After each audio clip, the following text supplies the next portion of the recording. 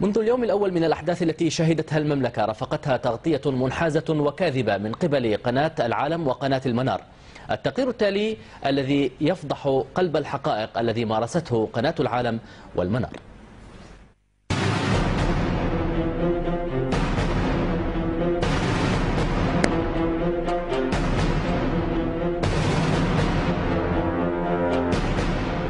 كعادتها تلك القنوات التي فرغت نفسها من كل أخبار الدنيا ولم تلتفت إلى كل ما يجري في العالم كي تعطي كل الوقت لتلفيق الأخبار عن البحرين، مصورة الوضع وكأنه حرب إبادة على شريحة من أبناء الوطن تقوم به الدولة بكل إمكاناتها العسكرية، بل ومدعومة بقوات دول الخليج كما تدعي. هذه القوات التي جاءت لحماية وتأمين الأماكن الحساسة في البلاد دون التدخل أو المشاركة في مواجهات مع المخربين.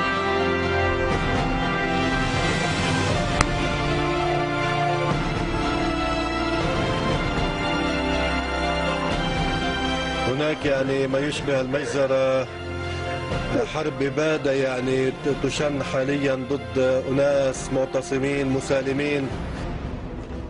واليوم لم يختلف الوضع كثيرا، إذ استطاعت قوات الأمن أن تخلي دوار مجلس التعاون من المخربين والمعتصمين الذين تواجدوا فيه، وذلك من خلال التوجه لهم بعد إعطائهم مهلة للخروج بسلام ومن كل الجهات التي فتحت أمامهم وفي وضح النهار.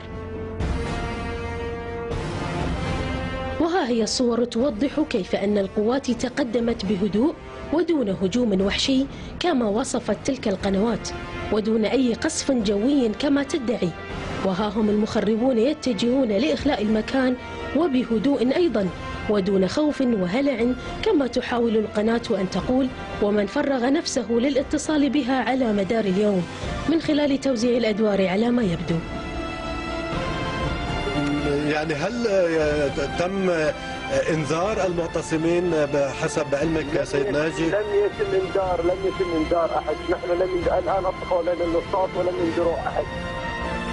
نترككم مع هذه الصور التي توضح كذب وافتراء ادعاءاتهم بالغدر والوحشية، بل إن الوحشية هي في من لعب بدماء الناس ودعاهم للذهاب إلى الدوار وشحن عقولهم وقلوبهم بسمومه وأكاذيبه كي يحقق أجندات يعرفها العالم. أليس كذلك يا قناة العالم ويا من يمتلكك ويمولك، بل ويحرك من خلالك أتباعه في البحرين وغيرها؟ تلقينا اتصالات ونداءات سيد ناجي تدعو إلى توجه الناس إلى باتجاه الدوار. هل من إمكانية لذلك؟ وإذا ما حصل ذلك هل من شأن ذلك أن يخفف مما يجري الآن من حصار؟ ثم ماذا نسمي ذلك؟ ماذا نسمي دعوة الناس للذهاب إلى دوار مجلس التعاون في الوقت الذي تدعوهم فيه قوات الأمن لإخلائه؟ أليس ذلك تدخلا في الشؤون الداخلية للدولة؟ أليس ذلك توجيها وتحريضا واضحا سافرا؟ والأهم، أليس ذلك استخفافا بأرواح ودماء الناس؟